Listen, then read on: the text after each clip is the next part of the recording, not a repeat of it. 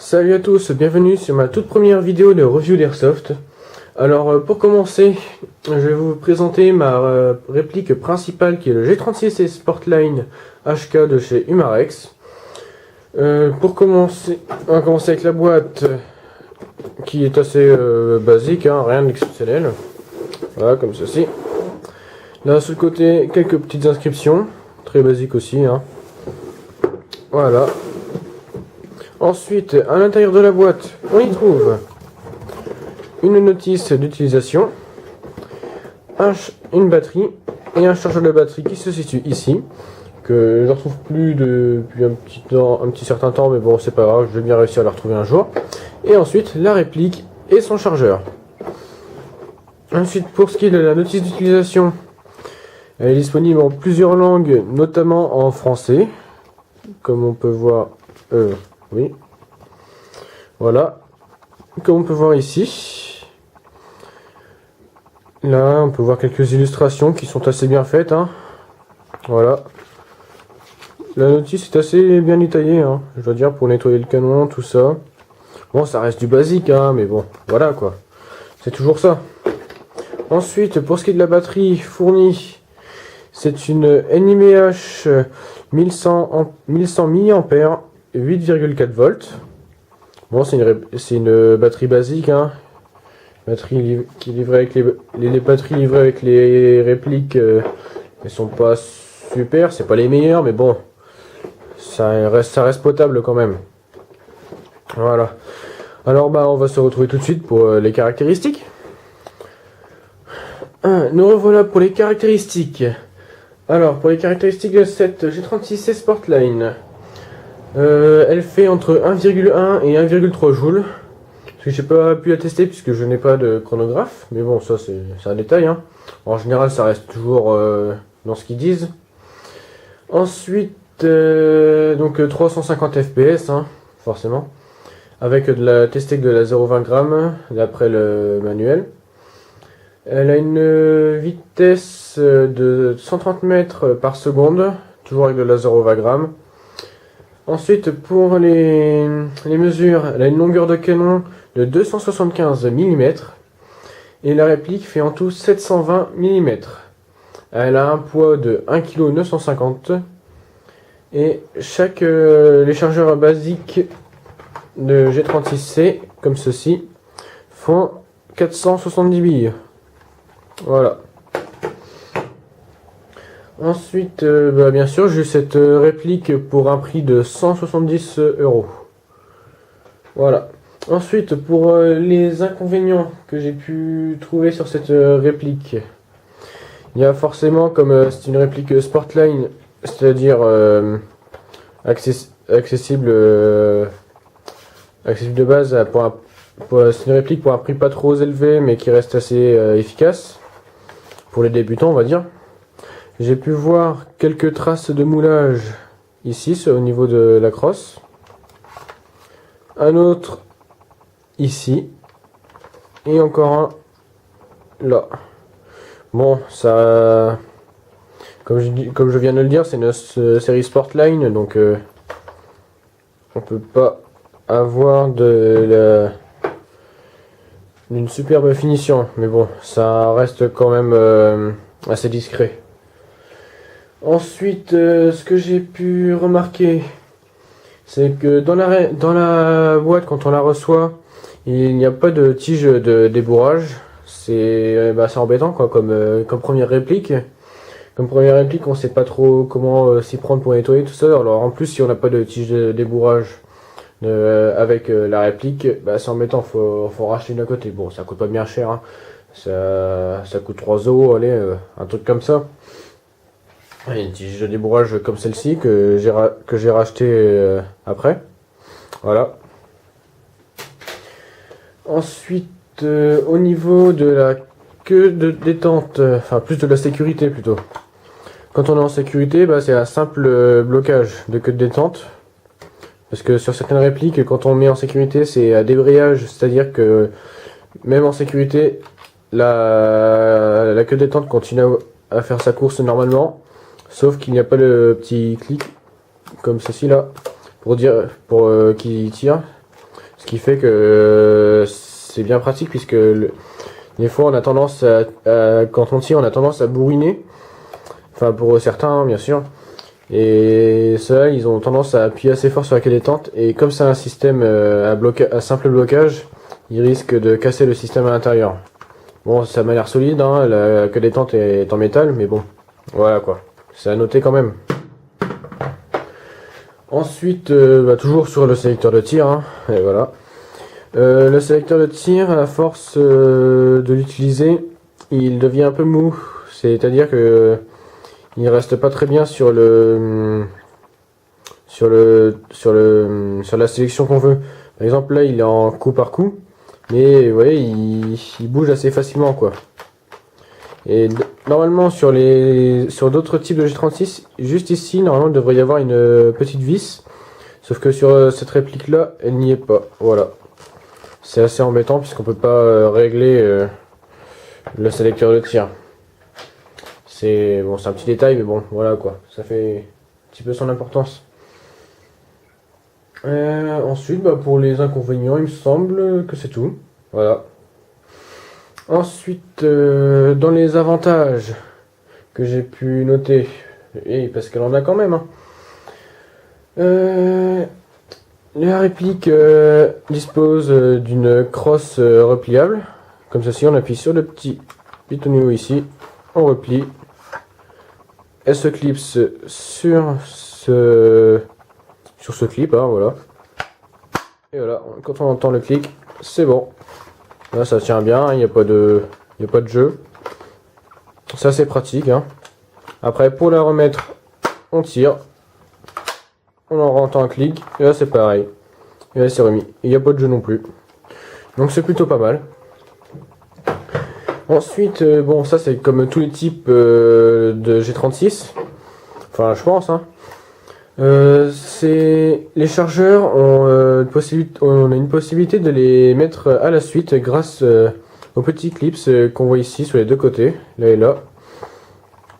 C'est très pratique parce qu'on peut en enfiler plusieurs d'affilée. Bon, je vous conseille en moyenne d'en mettre maximum 3 parce qu'après, au-dessus de 3, ça risque de faire beaucoup. Vous pouvez en enfiler à l'infini, mais bon, c'est pas. Après, quand il y en a trop, c'est pas très pratique.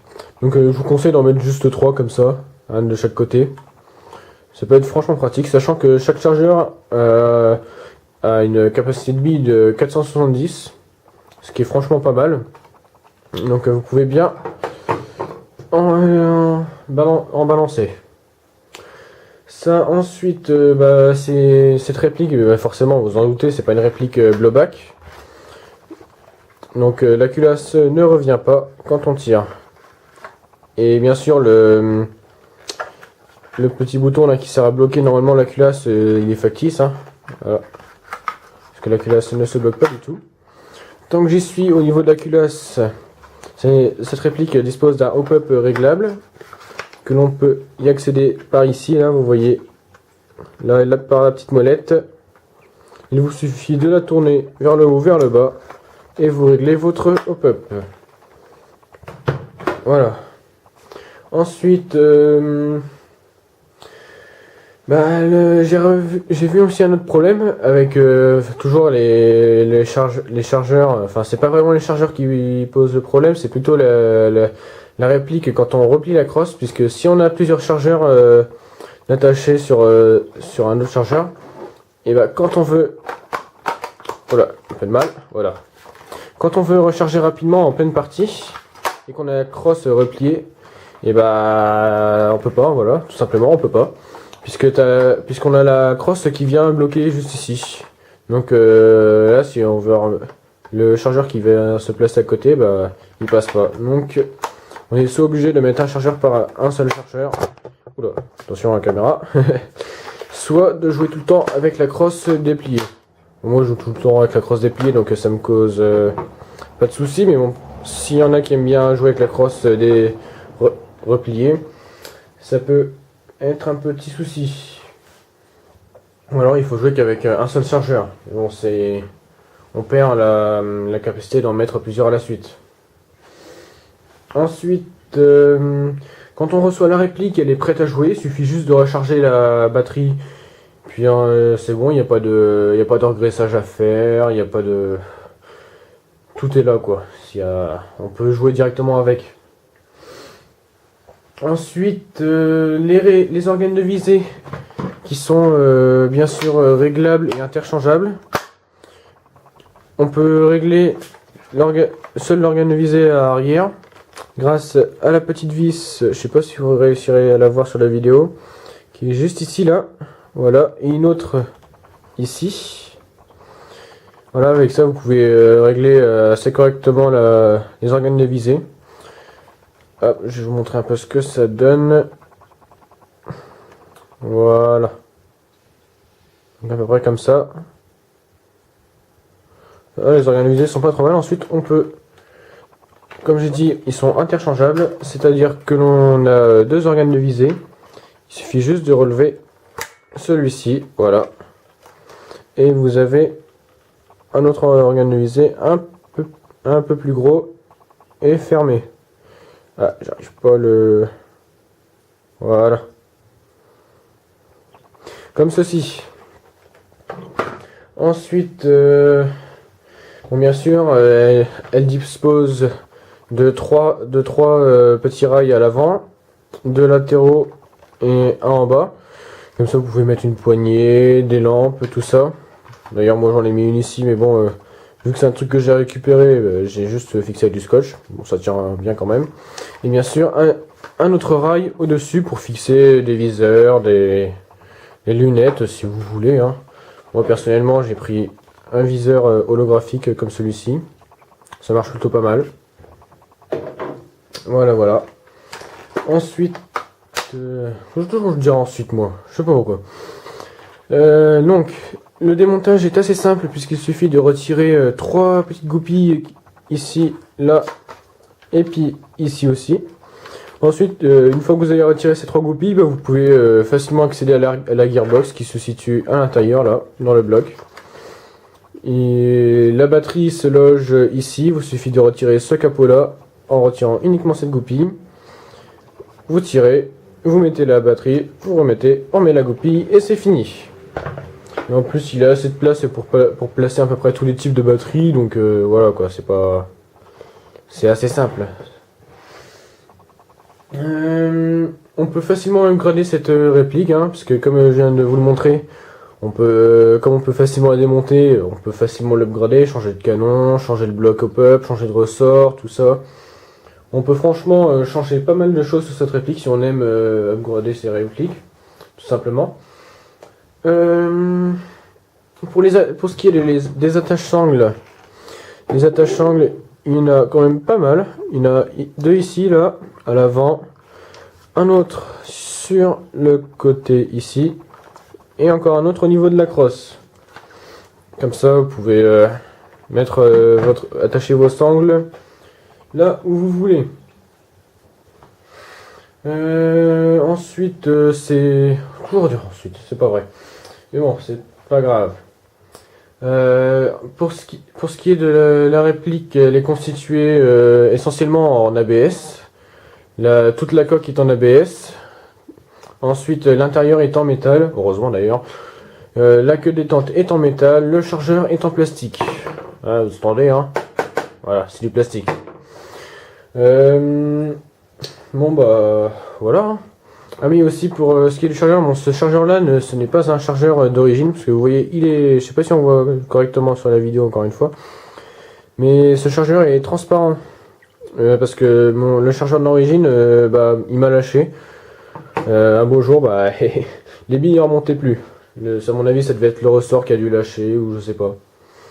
Donc du coup, je suis retourné au magasin, qui est le magasin Shopgun, vous devez connaître à mon avis. Et, ils m'ont échangé le chargeur, et puis voilà, c'est reparti pour un tour. Ça, et ensuite, voilà, pour ce qui est des caractéristiques, des avantages et des inconvénients. On se retrouve tout de suite pour le test de tir. Alors, nous revoilà pour le test de tir du G36C Sportline. Alors, pour ce test de tir, je vais faire quelques essais en coup par coup, puis en full automatique. Sur la cible que vous voyez normalement, la cible jaune, qui se situe en une vingtaine de mètres. Donc voilà. Bien sûr avec le hop-up réglé. Alors sur moi G36 j'ai installé aussi un viseur holographique qui permet d'avoir une visée plus précise avec cette réplique. Donc c'est parti, on va commencer. Bien sûr, on n'oublie pas les fameuses lunettes de sécurité. Très important. Allez, on commence. Coup par coup.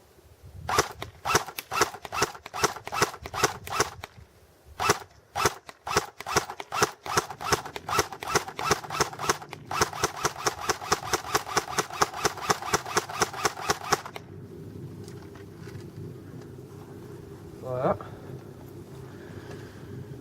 Et maintenant en full automatique.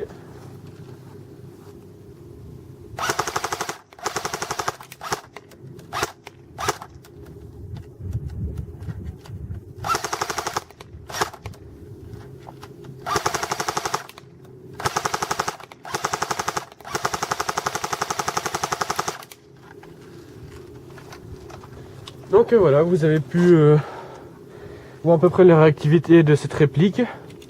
Ah bah, là c'est bien de tomber, ce n'est pas grave. Je vais vous montrer un peu plus près les résultats. Donc vous avez pu voir à peu près sa cadence. Qui est, au passage, j'avais oublié de vous dire dans la review tout à l'heure, elle a une cadence de tir affichée à 800 tirs par minute. Donc c'est franchement pas mal. Après là peut-être qu'elle les fait pas entièrement puisque la batterie n'est peut-être pas rechargée à fond. Mais bon déjà là elle a une assez bonne cadence de tir, assez précise, et il me semble que là le tir est un peu décalé à gauche puisque je n'ai pas eu le temps de bien régler. Donc on va voir ça tout de suite, le résultat.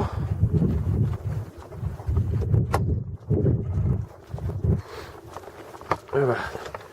Elle est carrément tout tombé. Donc voici à peu près le résultat. Donc forcément il y a tout un peu ici décalé vers la gauche parce que j'avais pas mon viseur, il est pas du tout réglé. Mais bon, si on voit qu'il y a un très gros groupement ici, donc il me suffirait de décaler un petit peu vers la droite pour avoir tout dans le mille. Donc franchement, elle a une bonne précision. Attends, hop, le petit bitonio qui est passé, c'est pas grave.